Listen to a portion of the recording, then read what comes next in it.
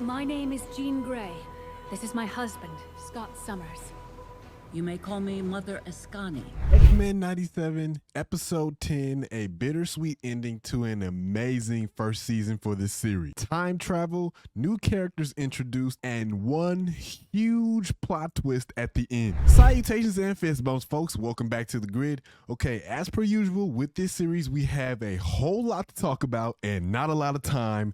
Let's ride. First, as the recap opens, we hear the voice of Magneto. Previously on Xmen. We need to find Magneto and convince him to reverse the damage to Earth before it becomes permanent. Which is the second time that we've heard him, which we heard him before in episode 2. Previously on The Xmen. mutant leader's assassination last year by former NSA agent Henry Gyrick. Then, as the first shot appears, we see the iconic X transition once again, which reveals an in-game-esque type hero shot of the group. We are also then reminded about what Mags has done in the form of reconstructing Asteroid M from what I believe to be the coast of Australia, which this also could be New Zealand now that I come to think of it. And the recaps transition set a beautiful backdrop in terms of how we're going to look at this episode, because from there we're brought back to the battle with the Sentinels, which keeps the pace high for what's to come,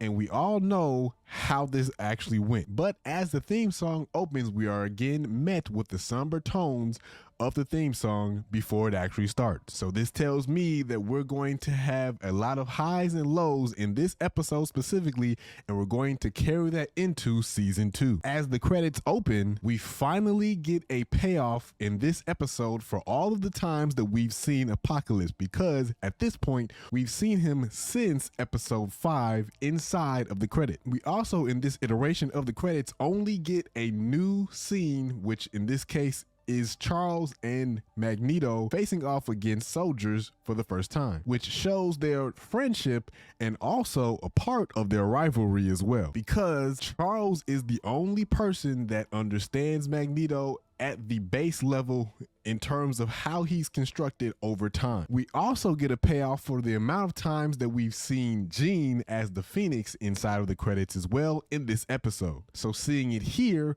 makes a whole lot of sense. Though in recent episodes and practically across the entire series, her arc has been taken from Marvel Girl, which is the character name that she used to have before a complete character overhaul. And we once again see Emma Frost, which we don't actually see in the episode, but we see her later on. And notice again, the Prime Sentinels are in the middle of everything that is happening between the X-Men, because they're in the middle of the clash that happens at the end of the credits. Then the episode officially opens with a flashback.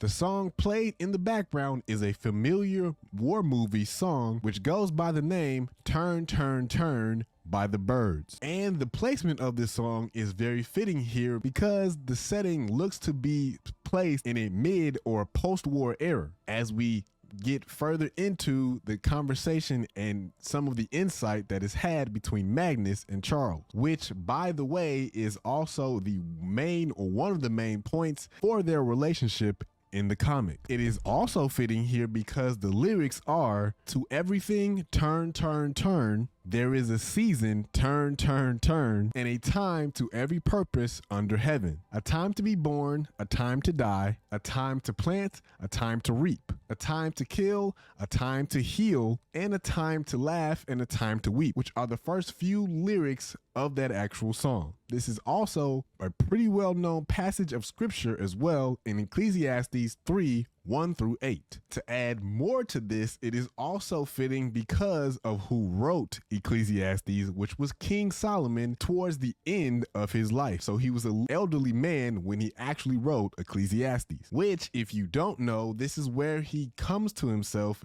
and has a realization of everything on earth or under heaven is vanity if you're not in service of other people. If you just live life for yourself and for everything on the earth, you're torturing yourself and you wasted your life. And I believe that's the message that Charles is trying to convey to his friend as they're having this moment inside of his mind. Because Charles says if mutants exist, why wouldn't they use their powers in service of other people? But there's also a guy in the corner playing the piano who looks like he could have been a part of the Byrds or the Beatles. The 70s bands really liked insects when they came up with names. Now, there's a lot in this first few moments of this episode, but what stood out to me particularly is when Magnus brings up the fact that Charles is acting like he's a mutant, and he's jokingly playing that off until Charles reveals that he actually is. And when Charles actually says, "I might be,"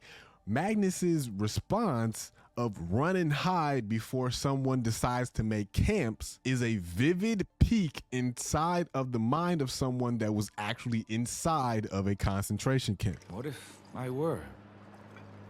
Run and hide before someone starts dreaming of camps. Because you can see the fear and slight vitriol in the way that he says this, and it also points to the fact that the setting of this actual scene, or the onset of this scene, was set in an era that is not so far away from World War II. Then, as Charles actually reveals himself to be a mutant, notice how careful Magnus is to actually say the same thing inside of that room, and he surveys the room before he actually says it, similar to the way that Rogue did the same thing in episode 5 before she kissed him. And it's almost as if he believed that the people that are in this room have the opportunity to hear what Charles just said. Possibly they might have, but he doesn't believe anyone is trustworthy in this room, even Charles. Though we know that Charles has the ability to cascade his thoughts around an entire room if he wanted to, but that's if he wants to. Then further into their conversation, Professor X reveals that he has met several other mutants along the way, which, if we're still slightly using the plot of One Man's Worth, even if that's just loosely, that would suggest that his course had been corrected by meeting Bishop and the crew when he did back inside of college. Otherwise, would he even be using or have the ability to use his powers the way that he does? Then, as Magnus hears the voice of his mother, it quickly turns into a distress call from Rogue, and we realize that this entire scene has been made up and is an inception piece from Charles, which Magneto responds with,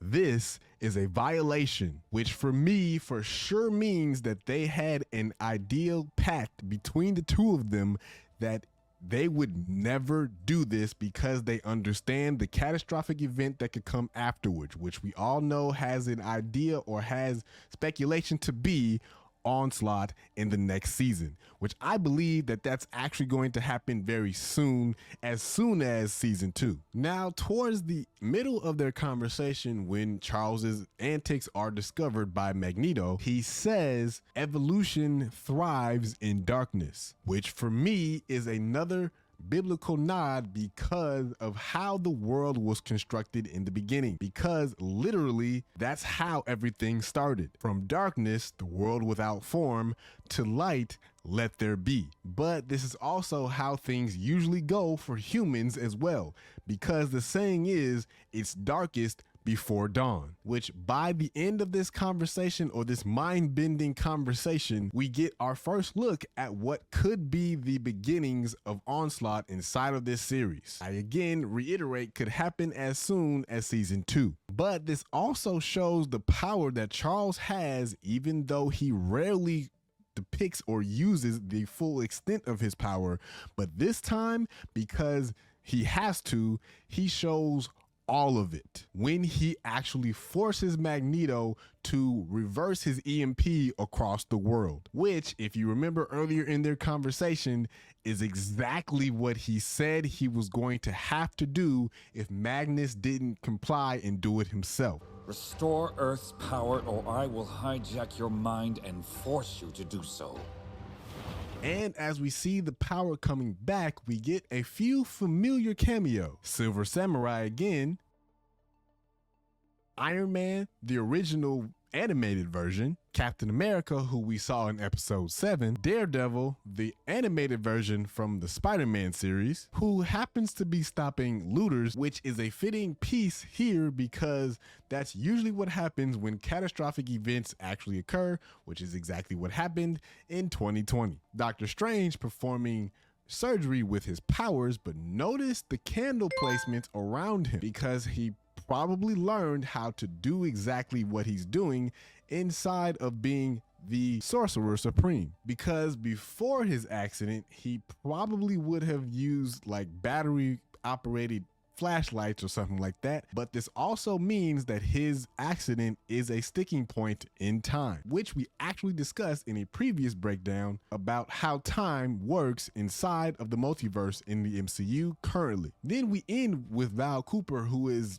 awakened by seeing a bunch of Prime Sentinels. And over top all of this is the voice of Bastion, who at first seems like he's talking to Val Cooper, but it's revealed that he is talking to Cable. Then as Bastion does his soapbox bit, Storm once again comes in with a banger of a one-liner. I didn't ask for this either. To be born with this programming. None choose to be born, Bastion.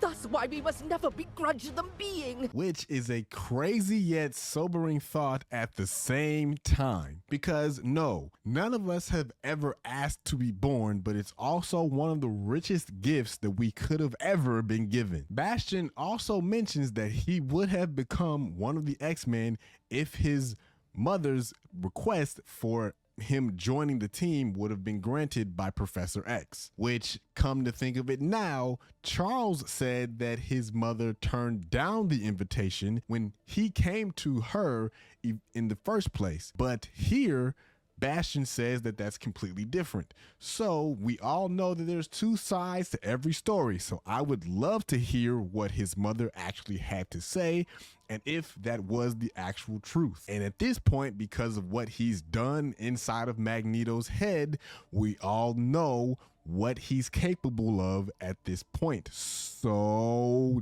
did he turn him down? We then get more cameos inside of this episode, but this time King T'Chaka, yes, that is King T'Chaka, and the Dora, which is a slight callback to Wakanda Forever when Namor actually confronts Queen Mother. Then Cloak and Dagger, which right before we see them, we see Josie's bar, which is actually a staple for Daredevil, which appears first in comics in Daredevil number 160 in 1979. Then Omega Red, Darkstar, and Crimson Dynamo. And after that, North Star, Psylocke, Cypher, and Aurora, who, by the way, was also present at Remy's funeral, which makes sense because they are standing inside of Genosha at this very moment. Then we hear Bastion make mention of how Nathan was sent to the future, which we saw in episode 3, which later on is alluded to when Scott actually tells Nathan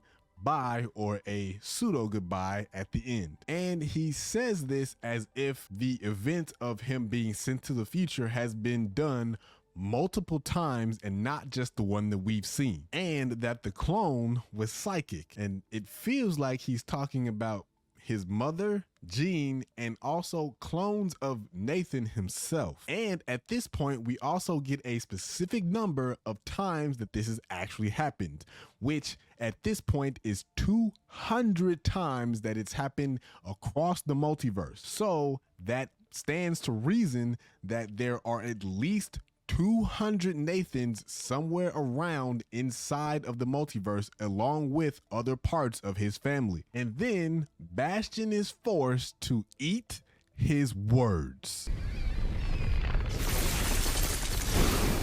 Maybe you two should have listened to what Time's got to say about my mom.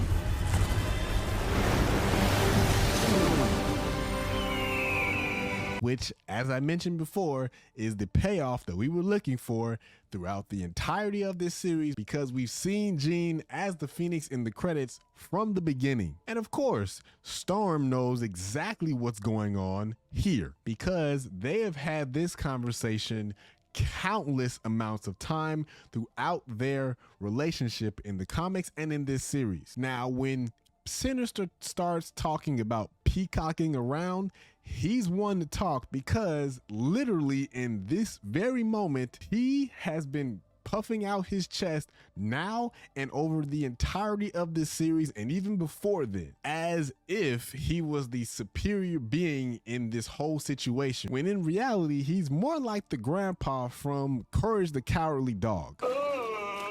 And yet again, the one-liners of this series hit home because Jean says, Sinister, all I do is think.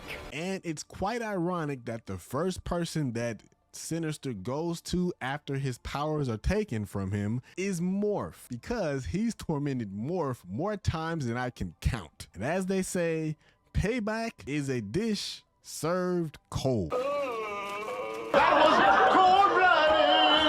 And look, I know Bastion is a big old Marvel baddie, but did he have to beat Nathan with his own arm like that? I mean, come on, man, talk about insult to injury. But as he does this, more numbers are thrown out, and this gives more of a depiction of how machine-like he actually is, because he says he killed Genosha in 4,621 seconds, which is roughly just over an hour. Then he pulls a cell from DBZ when he takes the arm of Nathan and actually absorbs it and becomes a perfect version of himself, which is reminiscent of when Cell did the same thing to the androids and also became the perfect version of himself. Now, as the group reconvenes on the ship, we yet again see the extent of how powerful Charles actually is, because at this very moment he is literally having two separate conversations telepathically, which technically could be three if you're counting Jean and Scott separately. If this doesn't tell you that something diabolical is on the way, I don't know what else will. And then Jean breaks the news to the team by telekinetic messenger, which then leads Rogue to say the famous line of Remy. Hey Romeo, odds may be bad, but the cards are always in the X-Men's favor. Which then leads right into Rogue beating the snot out of Bastion as soon, and literally if on site was a person, it would be Rogue. And as she charges forward, she says the fitting words of Remy's last words. His name was Gambit. Remember it! Because obviously we all know now that he was the person that actually did everything that happened to Genosha. As Rogue is actually beating his head in, notice that she uses the iconic thunderclap, which we have only seen inside of the MCU at my count once. But it is an iconic move that has been done by other characters such as Luke Cage. And we all know that the main person to do this, at least inside the MCU, has been the Hulk, and we've only seen it inside of his individual movie in the beginning of the MCU. But as Bastion got his space legs, I thought that Rogue was going to be literally out of there until Mr. Sunspot decides that he wants to show up again and use his powers, which, if you remember, he was always hesitant to do. Back on Earth, though, King T'Chaka is a part of the round table that is discussing the Magneto Protocol, which in this moment depicts Magneto's mutant file. And if you take a closer look, you can see his main name, which they call Magnus, and you can also see all of his aliases, which, by the way, are Eric Lenshear, which actually is his full name if you count Eric Magnus Lenshear. David Hamblin, which is actually who voiced Magneto in the original animated series. What looks to be Ian McShane, who at this point is a rumor and fan cast for the portrayal of Magneto in an upcoming movie role, possibly. And what also looks like Michael Fassbender, who we all remember was the earlier portrayal of Magneto inside of the Foxverse, specifically in X-Men First Class. Further down, we see his team affiliations, which include the Brotherhood of Mutants, which included Quicksilver and Scarlet Witch, and were first mentioned in X-Men number 4 in 1965. Then the Acolytes, who were first mentioned in X-Men Volume 2, number 1, and obviously the X-Men, which we've seen play out in this series particularly. Then further down in the file, we see that he is widowed, which is actually mentioned in X-Men Unlimited number 2, and that Magneto has children, which are none other than Quicksilver and Scarlet Witch, whom we later see as Charles describes the cold water that Magneto now has to trudge through. But for the life of me, I could not figure out who this green figure was inside of this ship that was standing next to Rogue.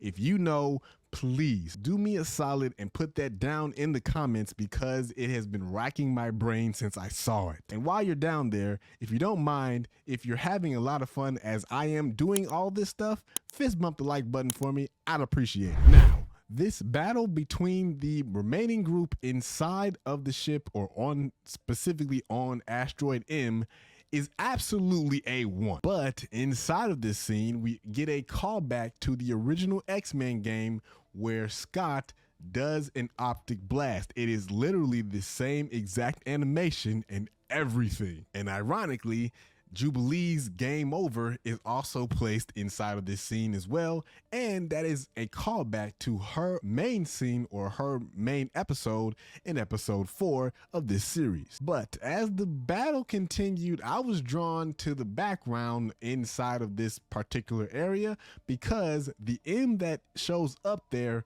is obviously for Magneto and Asteroid M and all that kind of stuff, but it really resembles, to me at least, the Scarlet Witch M that she usually wears as well. We've obviously seen glimpses of her in this particular episode, but we probably will see her show up sooner rather than later inside of an actual particular storyline. And this also could bleed out into a live action situation as well. Though at this point, it is believed that Wanda is actually deceased after the battle that happened on Wundagore inside of Multiverse of Madness. We then get another cameo as the rest of the group joins everyone on Asteroid M in Trojan Horse style. Behold my family.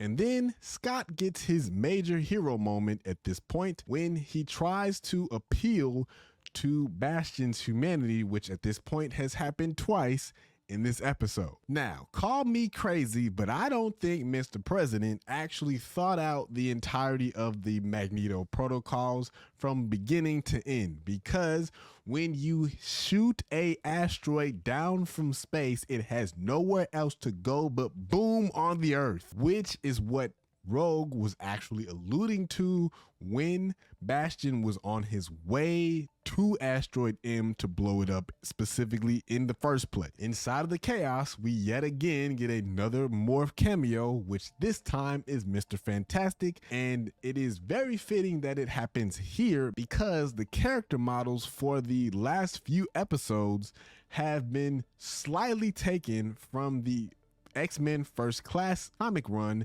which actually includes Sue Storm. And then as Jean and Scott prepare for the worst and actually appear in front of Nathan, Scott mentions that he doesn't want to do what his father did. And we find out what exactly that was, and that is saying goodbye. And in this moment, we also get a glimpse of what Scott's eyes actually look like without his visor. At this point, this is now the second time that we've actually seen that. And again, it happens when Jean is around him and is the only person that can calm his mind enough so that it doesn't actually beam out of his eyes. And we also reveal that the gleam in Nathan's eyes comes from his father. So that means that he has, even if it's dormant somewhere, he has the power to do exactly what his father is doing or has done over time. Then, as the world prepares for the strike of the asteroid, we hear a news report on the radio, which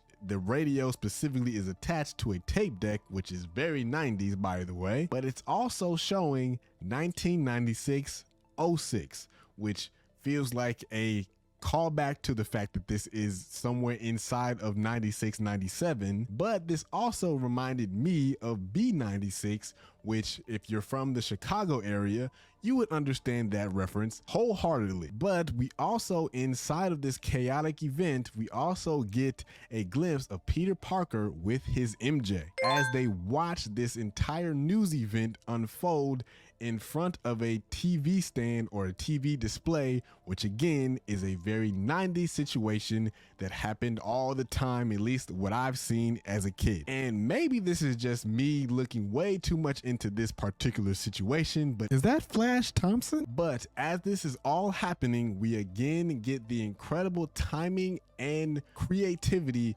of the Newton brothers as they reconstruct the theme song Never in Doubt, because it is played in a reconstructed genius level way. And scientists believe that when it makes impact, it will strike the east coast of North America.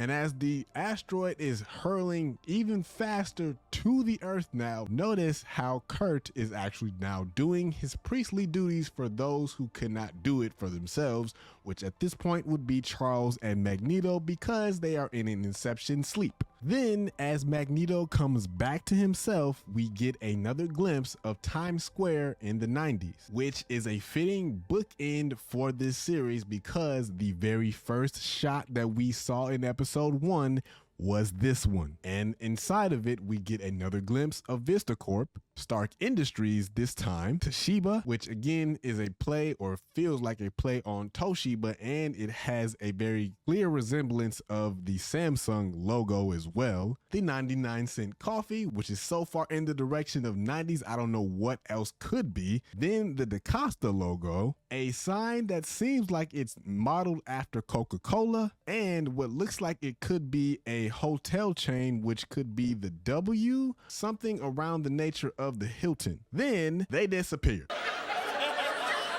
The elephant disappeared. It just disappeared.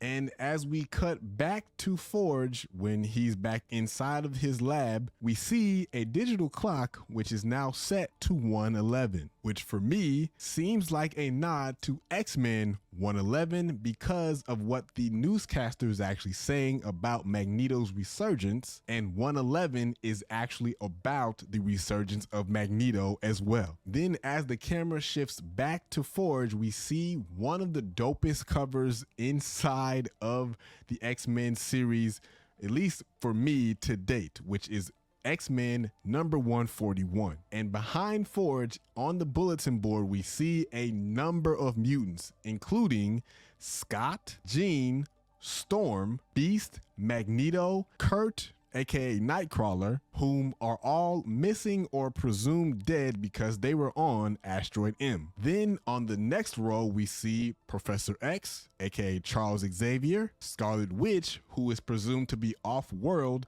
but inside of the MCU, she's also technically dead, which is slightly confirmed by the timeline book for the MCU. Then Colossus, Morph, who is also presumed dead or missing, Dust, aka Soraya Kadir, who first appears in comics in New X-Men number 133, which appeared in 2002. Archangel, who is presumed dead because I believe of the events of Genosha. Magic, who we've seen inside of this series from Morph. Wolverine, Iceman, Havoc, aka Alex Summers, who is the little brother of Scott Summers, Cable, who has now gone AWOL, which probably means that he's inside of the timeline somewhere. Exodus, Quicksilver, who is also presumed off-world, and that also feels like a slight, we don't have the full rights to his character model just yet, but we're working on it. Shadowcat, aka Kitty Pryde, who appears in comics for the first time in 1979, X-Men number 129, and obviously Emma Frost, which that now comes as the payoff for what we saw in the beginning of the credits. Then as Bishop walks in, notice that his hair is shorter, so that means that we are dealing with the same Bishop that we saw in the earlier events of the series. And as Bishop explains that this finding the X-Men rodeo isn't his first time doing it, he mentions that it's not about who or what, but more about where they actually are. And then we find ourselves in two different places at the same time with the group of the X-Men, inside of 3000 BC and 3090 AD. The goons that Rogue and the crew are fighting look very, very similar to the same goons that would have been seen inside of the new comic arc for Kang, when Nathaniel Richards actually goes back in time and encounters those same goons as soon as he gets there. And by the way, this is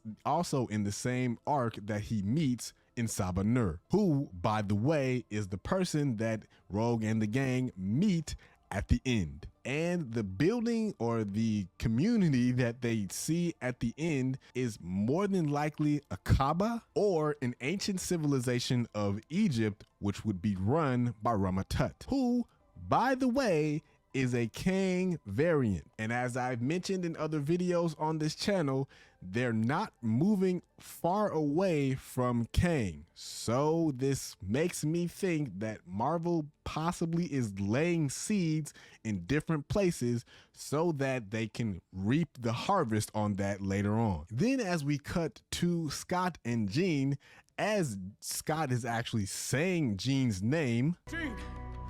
Jean! Where are you? Jean!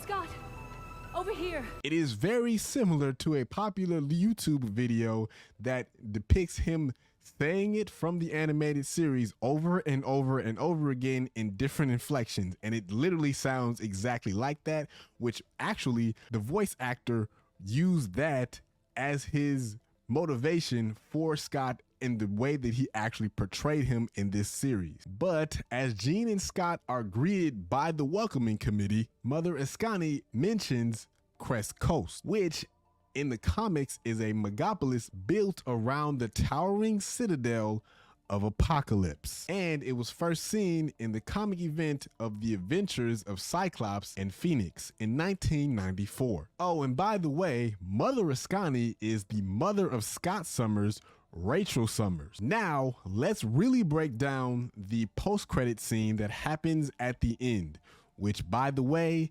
includes Nur, Apocalypse, whatever you want to call them, as well. Now, this obviously, like I said, features Apocalypse, and he is holding the final card that Remy probably used toward the Tri-Sentinel before he actually died. And if I'm not mistaken, he is literally standing inside of the same place that Rogue and Remy were when Rogue actually says, "I can't feel you." But notice that he calls the entirety of the mutants his children, which possibly could be due to the fact that his name in Nur means the first one. So if that is where they're going, it would make a whole lot of sense. Though there is a argument to be made on who exactly is the first chronological mutant inside of the Marvel Universe, either Namor or Apocalypse in Nur, but that would truly depend on the chronological nature of Namor, because as we all know, he was the first character in the Marvel Universe, so technically maybe he would be, but if we're talking ancient Egypt, it would possibly even predate Namor, depending on when Atlantis was actually created. But that's a different video that I'm going to need to dive deeper into later on, so if you're not subscribed already, go ahead and do that because that's coming. But this sets up a beautiful arc for next season because Apocalypse is literally coming for mankind at this point because, again, he considers mutant kind his children. Woo. Okay, now we've gotten through all 10 episodes, and I mean, I am literally on a high at this point in terms of reading comics and doing all this research and all that kind of stuff. So if you're still like me and want to go back down memory lane, go ahead and hit this playlist right over here. And if you want to start all the way over from the beginning of X-Men 97 to now, go ahead and hit this playlist for every breakdown that I have. And until next time, y'all be smooth, blurred out.